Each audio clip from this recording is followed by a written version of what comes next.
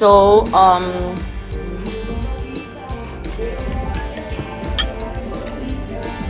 ba? Muling pinasaya ni Kim Chiu ang kanyang mga tagahanga nang masaya niyang ibinahagi sa social media ang kanyang karanasan sa pagharap sa isa na namang hamon, ang Spicy Noodles Challenge. Kilala si Kim sa kanyang pagiging game at adventurous, kaya't hindi na katakataka na tinanggap niya ang hamon na ito. Sa isang simpleng pagtitipon kasama ang kanyang mga kaibigan, nag-enjoy si Kim sa pagkain ng masarap ngunit sobrang anghang na noodles. Kitang-kita sa kanyang mga social media posts ang kasiyahan habang sinusubukan niya ang Spicy Challenge.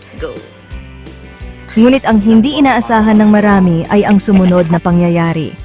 Ayon sa ilang sources, di umano'y natakam si Paulo Avellino sa kinakain ni Kim, kaya't napagdesisyonan nitong sumunod sa bahay ni Kim. Habang ang iba ay nagtatanong kung may namumuong espesyal na relasyon sa pagitan ng dalawa, marami naman ang natuwa dahil sa kanilang natural na chemistry. Bagamat wala pang kumpirmasyon kung totoo ba ito, masaya naman ang mga fans sa idea na nagbonding sa pagkain ang paborito nilang love team. Naging usap-usapan tuloy kung magiging regular na ba ang ganitong mga bonding moments nila.